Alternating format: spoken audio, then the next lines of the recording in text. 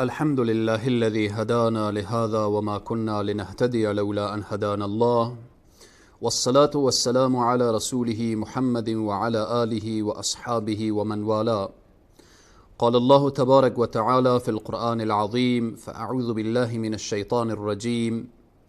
يا أيها الذين آمنوا لا ترفعوا أصواتكم فوق صوت النبي ولا تجهروا له بالقول كجهر بعضكم لبعض أن تحبط أعمالكم وأنتم لا تشعرون.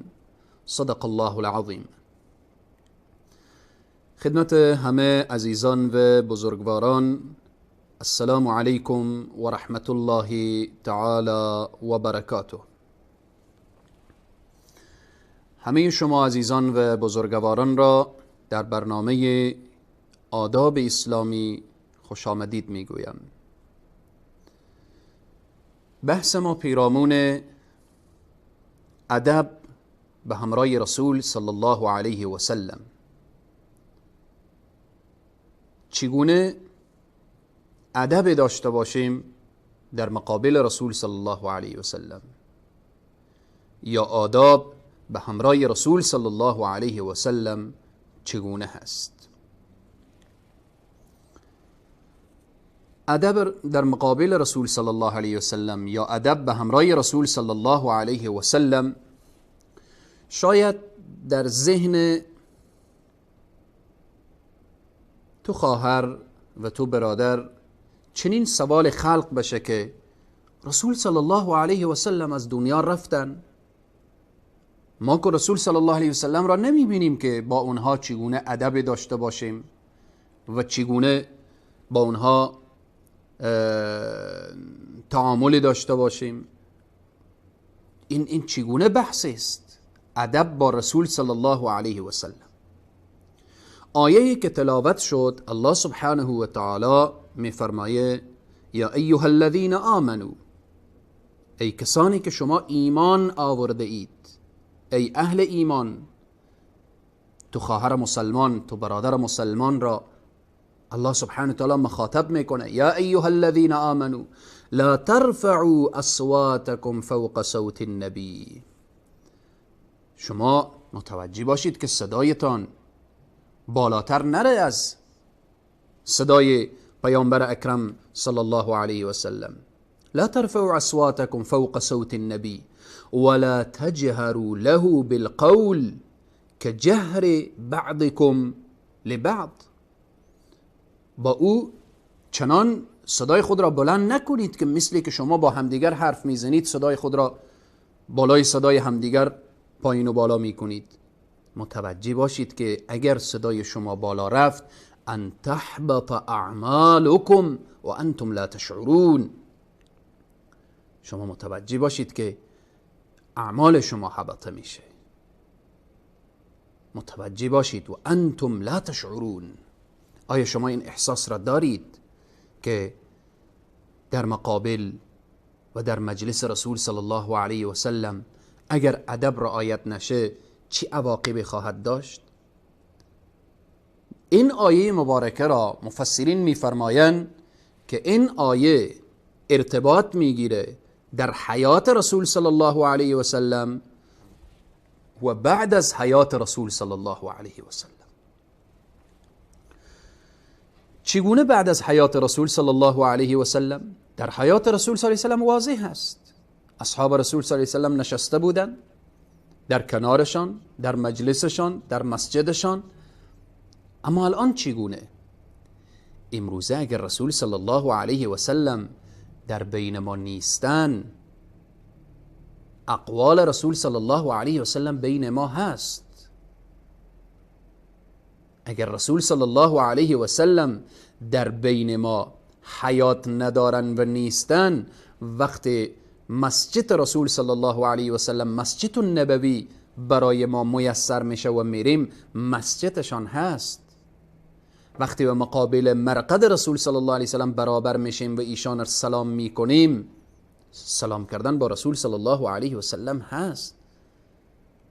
پس به اینه که علما و بزرگان پیرامون ادب با رسول صلی الله علیه و سلم برای ما ارشادات فرمودن و ما را متوجه ساختن که با رسول صلی الله علیه وسلم چگونه ادب داشته باشیم. اولین ادب با رسول صلی الله علیه وسلم به اینه که خود ادب با رسول صلی الله علیه وسلم به سه نوع تقسیم میشه. ادب قلبی هست، ادب قولی هست و ادب عملی هست. ادب قولی، اول ادب قلبی که ما در قلب خود باید با رسول صلی الله علیه وسلم ادب داشته باشیم. اولین ادب چگونه و چیست؟ ایمان به رسول صلی الله علیه وسلم، تصدیق رسول صلی الله علیه وسلم، الایمان به و تصدیقه و حبه. ایمان به رسول صلی الله علیه وسلم، تصدیق رسول صلی الله علیه وسلم، محبت به رسول صلی الله علیه وسلم، تعظیم رسول صلی الله علیه وسلم و توقیره، بزرگداشت از رسول صلی الله علیه وسلم. این همه مسائل است که به قلب ارتباط میگیره، مع الاعتقاد و تفضیله على كل احد من الخلق. این از روی اعتقاد باشه، از روی باور باشه، از روی اخلاص باشه. این مسائل تعلق میگیره به ادب قلبی. رسول صلی الله علیه وسلم میفرمایند لا یؤمن احدکم حتی اکون احب الیه من والده و ولده و الناس اجمعین. ایمان نداره آن شخصی که مرا از پدر خود، از فرزند خود، از همه مردم مرا بیشتر دوست نداشته باشه. ایمان کامل نداره، یعنی مرا باید از همه بیشتر دوست داشته باشه. محبت رسول صلی الله علیه و سلم. پس این ادب قلبی بود که بیان شد. ادب عملی یا ادب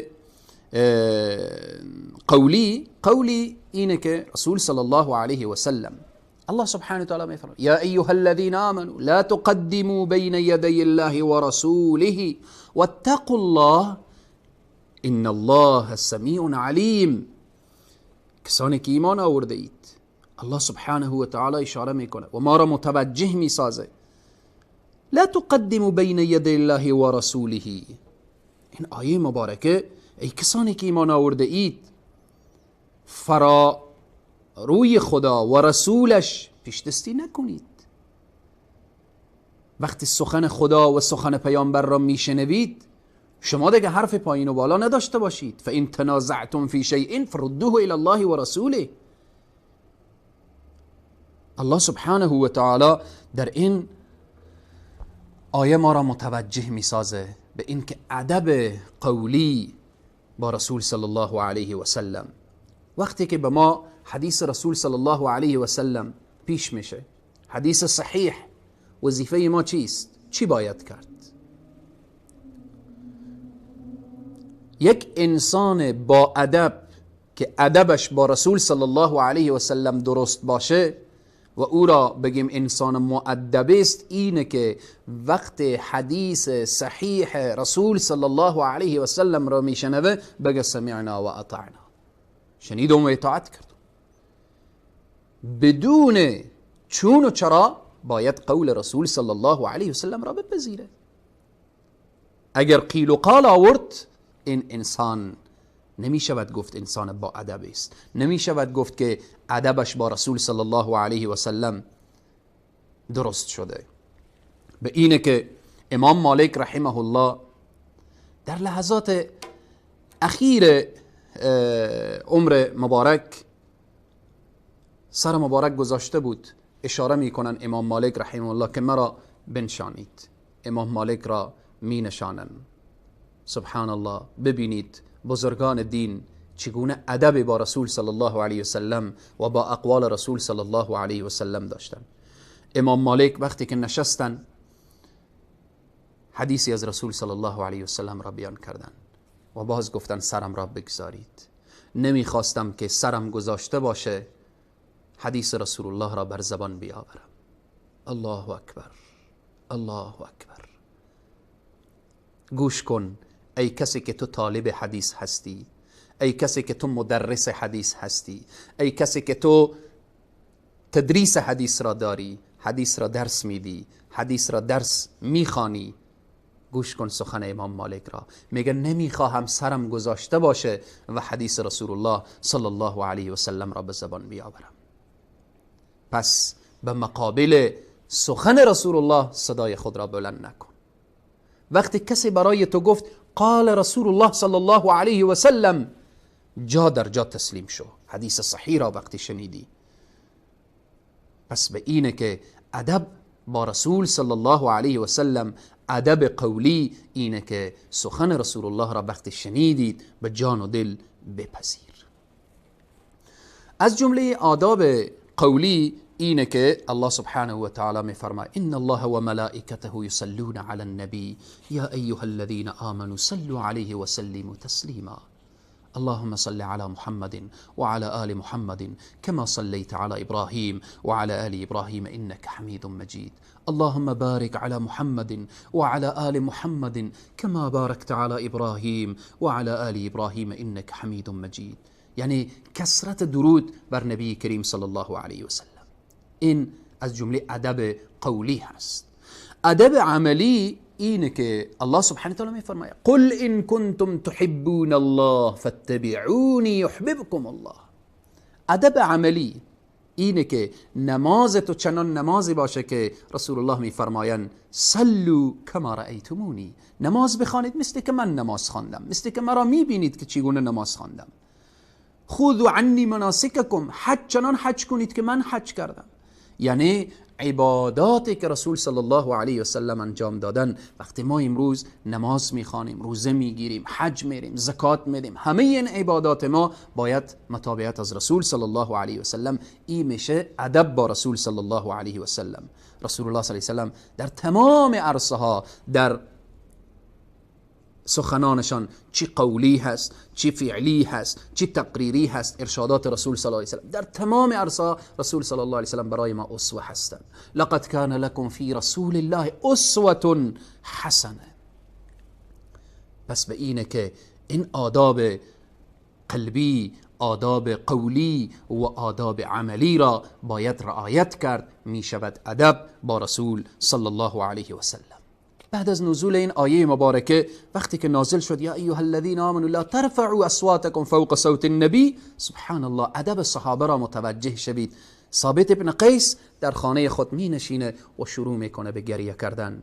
پرسان میکنن چرا گریه میکنید؟ میگه صوت من چنان بلند بود در مجلس رسول صلی الله علیه و سلم، من اهل نار شدم، من بدبخت شدم، اعمال من حبطه شده، من اهل نار شدم. سبحان الله. وقتی خبر به رسول صلی الله علیه و سلم میرسه، میگوین ای ثابت ابن قیس، برای ثابت ابن قیس برسانید که او اهل نار نیست، بل هو من اهل الجنه، ای اهل جنت هست. این آیه به خاطر این که صحابه با ادب بشن. قبل از نزول این آیه اگر کسی بلندتر صحبت میکرد جرمی نداشت، مشکلی نداشت. بعد از نزول این آیه مبارکه انسانها را متوجه میسازه. صحابه اینقدر با رسول صلی الله علیه و سلم ادب داشتن. از جمله ادب به رسول صلی الله علیه و سلم محبت به نبی کریم صلی الله علیه و سلم. قل إن كان آباؤكم وأبناؤكم وإخوانكم وأزواجكم وعشيرتكم وأموال اقترفتموها وتجارة تخشون كسادها ومساكن ترضونها أحب إليكم من الله ورسوله وجهاد في سبيله فتربصوا حتى يأتي الله بأمره. الله أكبر. محبت رسول صلی الله علیه و سلم باید از همه محبت ها. قل بگو ان کان آباؤکم، اگر پدران شما، اگر خانواده های شما، اگر این تجارت شما، اگر این ازواج شما، اگر این پسران شما، دختران شما، اگر بالاخره همه این زندگی شما، اگر این تجارتی که شما از کسادش میترسید، احب الیکم من الله و رسوله، از خدا و پیامبر و جهاد در راه الله سبحانه تعالی اگر محبت آنها مقدم از محبت خدا و رسول بود، فتربصوا حتی یأتی الله بامره، عذاب الهی میآیه. پس محبت رسول صلی الله علیه و سلم از جمله ادب با رسول صلی الله علیه و سلم و محبت رسول الله صلی الله علیه و سلم متابعت رسول صلی الله علیه و سلم هست. تنها به زبان نمی شود من محمد و رسول الله را دوست دارم، جان خود را فدا می کنم، اما نعوذ بالله عمل به قول و ارشاداتشان نداشته باشم. این محبت نیست. محبت به رسول صلی الله علیه و سلم متابعت از رسول صلی الله علیه و سلم هست. همچنین از جمله ادب با رسول صلی الله علیه و سلم این که نام مبارک را وقتی میشنوید بدون صلی الله علیه و سلم نگذرید. وقتی می نویسید بدون صلی الله علیه و سلم ننویسید. بعضی به نوشتن صاد میگذارن، صحیح نیست. بنویس صلی الله علیه و سلم، بخوان صلی الله علیه و سلم، بگو صلی الله علیه و سلم. درود به نبی کریم صلی الله علیه و سلم به اینه که الله سبحانه و تعالی برای تو 10 درود میفرسته. پس از جمله ادب به رسول صلی الله علیه و سلم اینه که نام مبارک را وقتی میشنوید بگو صلی الله علیه و سلم. از جمله ادب با رسول الله احترام به اصحاب رسول صلی الله علیه و سلم، احترام به اهل بیت رسول صلی الله علیه و سلم. از جمله ادب با رسول صلی الله علیه و سلم. رسول الله را دوست داری، اصحاب رسول الله را دوست داشته باش، اهل بیت رسول صلی الله علیه و سلم را دوست داشته باش. اگر کسی گفت من رسول الله را دوست دارم صلی الله علیه و سلم، اگر گفت من دوست دارم و صحابه را گفت دوست ندارم، این محبتی نیست که ارزش داشته باشه. اگر کسی گفت که من محمد و رسول الله صلی الله علیه و سلم را دوست دارم، اهل بیت رسول الله را دوست ندارم، ارزش نداره. از جمله ادب با رسول صلی الله علیه و سلم محبت به اصحاب رسول الله و اهل بیت رسول صلی الله علیه و سلم، محبت به علمای ربانی که وارثین انبیا و خصوصا وارث نبی کریم صلی الله علیه و سلم هستند. الله سبحانه و تعالی بر همه ما توفیق بده که این آداب را رعایت نموده تا اینکه محبوب خدا و رسول خدا شویم. تا برنامه بعد که پیرامون باز هم آداب اسلامی که ادب با قرآن چگونه هست در خدمت قرار خواهیم گرفت ان شاء الله باذن الله. تا برنامه بعد همه شما عزیزان و بزرگواران را به خداوند کریم و رحیم می سپارم و السلام علیکم و رحمت الله تعالی و برکاته.